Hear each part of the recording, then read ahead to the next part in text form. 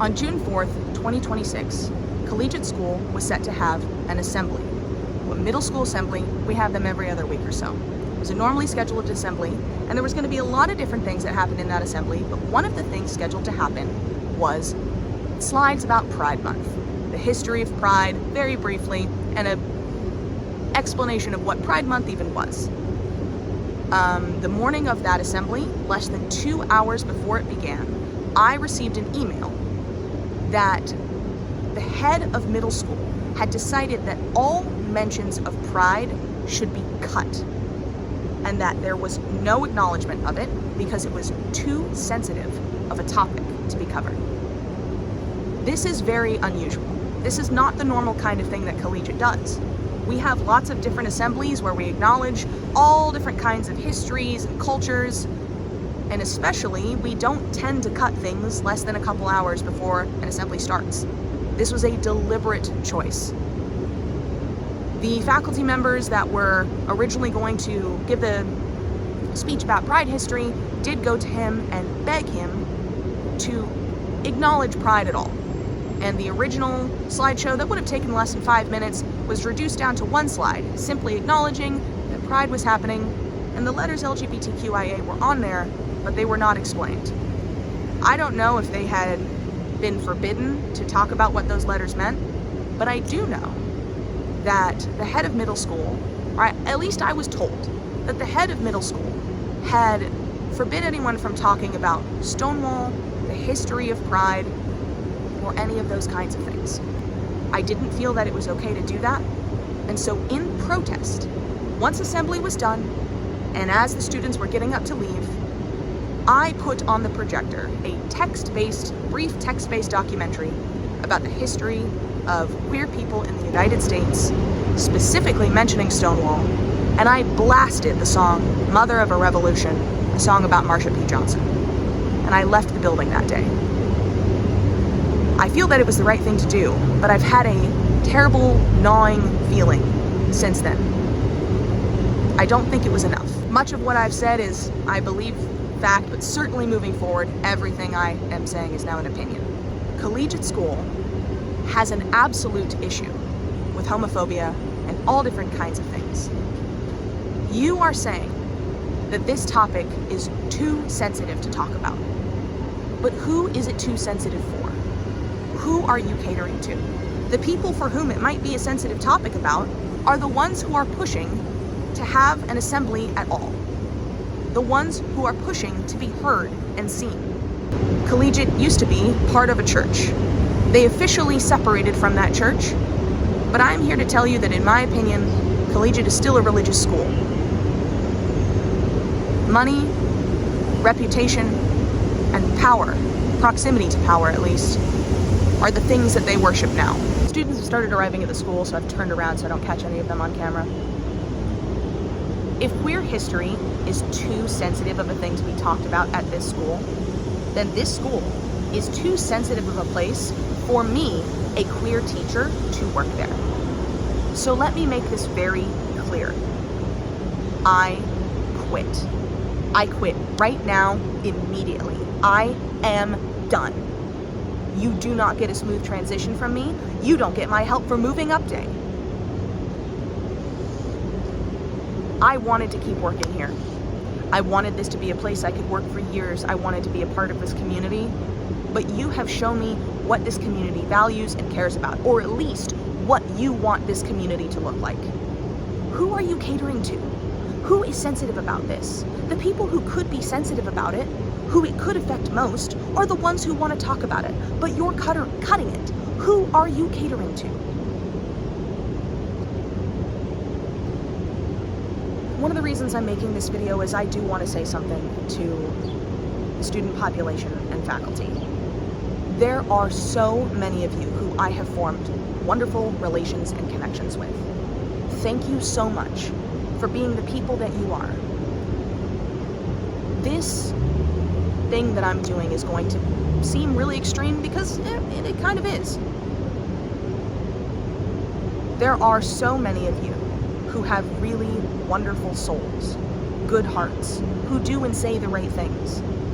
I'm really, really proud of all of you. Empathy is a very difficult thing to foster in this day and age. Many of you have it, and you should hold on to it. Thank you all for making my time here wonderful in the ways that it was. Thank you all for showing me things, for teaching me, as every teacher says when they leave a place. There are going to be people who say what I'm doing is dramatic, that I'm just doing it for attention. Why didn't she just talk to people? Couldn't she have just gone and voiced her opinion and talked to people? Sure, I could have. I've been doing that. Lots of teachers here have been doing that. We have meetings where we talk about what we're going to talk about. We get together and we say what we hope to say. We have been talking, and this is where it's gotten us. So let me make this clear. I am quitting for 2 reasons. 1, it is not safe for me to work here. 2, as a protest. Protests aren't polite. They aren't pretty. But I have been trying to do this in a way that doesn't mess things up for too many people. I wanted to quit right away, but there were a few events of young kids getting to perform music that I would have needed to do tech for, and I didn't want to mess those up. So I stayed to make sure those have been taken care of. But I'm done. It will be loud. It needs to be. This is that important. I am not doing this to I am doing it to make a statement. The statement I make isn't, hey, look at me. The statement I am making is this important. Queer voices are not going to be silenced. Your money and your power, your reputation holds nothing over me. There are whispers among faculty members and students at this school that there are big-time donor parents that do not like that there are even queer teachers at this school at all. So luckily for you, I'm headed out of here. But many people talk about how the money that's donated here holds that power, and how the school is nervous about that. Well, here's another opinion of mine. The people who run this school love to talk about, oh, we at this school pride ourselves on being able to talk about sensitive topics and difficult things with our students. They're so smart, they can handle it. Well, let them handle it. What are you doing? Why are you cutting this? This is going to be difficult for me to say and difficult to hear. There are a lot of students at this school and a lot of teachers at this school who subtly allow homophobia, racism, misogyny, sexism. They're not good to the boys either. Classism. They run rampant and subtle throughout this school and frequently are unchecked. Sure, they'll have a lot of pomp and circumstance and ceremony to make it look like they are dealing with it, but in reality, I do not believe that they are actually dealing with it properly. And so I cannot keep contributing my abilities and my talents and my time to a place that is choosing money and reputation over actually educating and taking care of their student body.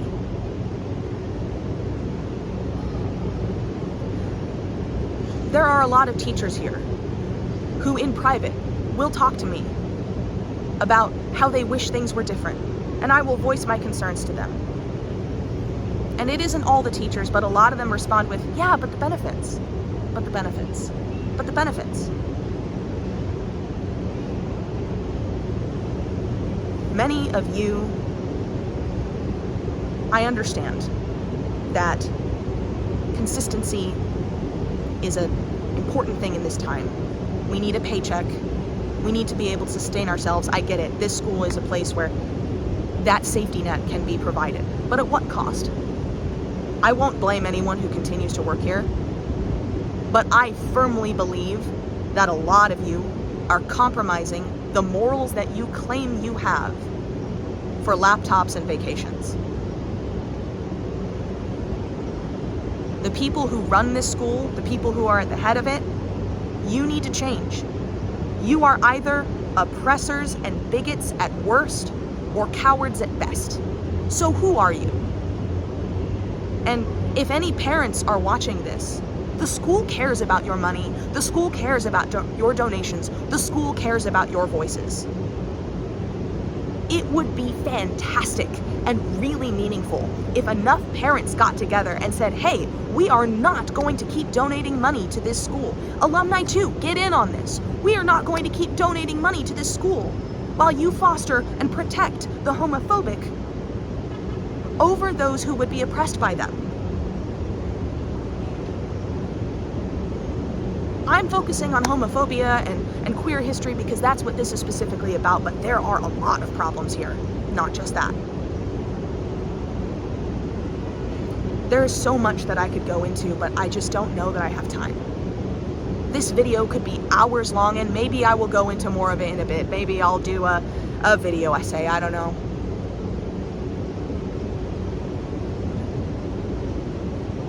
History does not stop happening. You are living it right now. People who were in the times that you students are studying in class right now, many of them weren't sitting there thinking, oh, I'm the bad guy. They were thinking things like, well, it's not safe, or, well, I get it, but there's these other things. You are in history right now. What kinds of decisions are you going to make? Who are you going to be?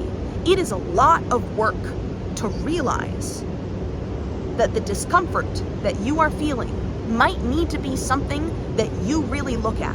Realizing that you have bad perspectives on the world, realizing that you are still holding on to some bigotry, that is an uncomfortable feeling. But you will have to deal with feelings of discomfort in order to progress as a person. We will all have to deal with feelings of discomfort in order to progress as a society.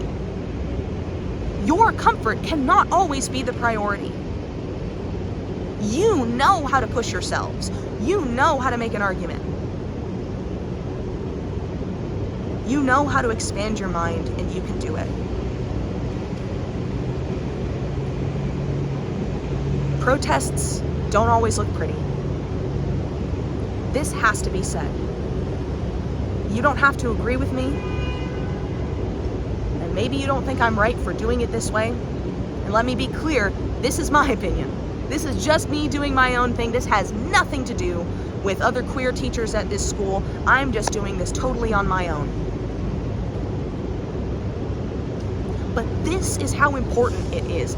It actually desperately needs louder and even probably uglier protests than this.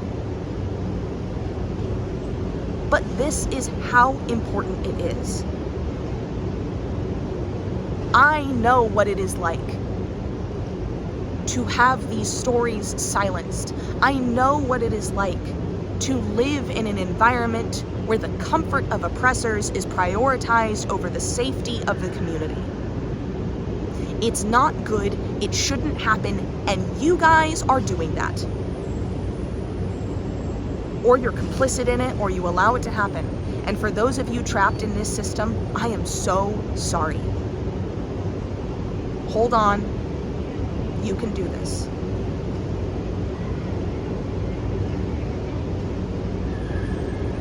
A lot of you are really amazing. What are you going to do with that?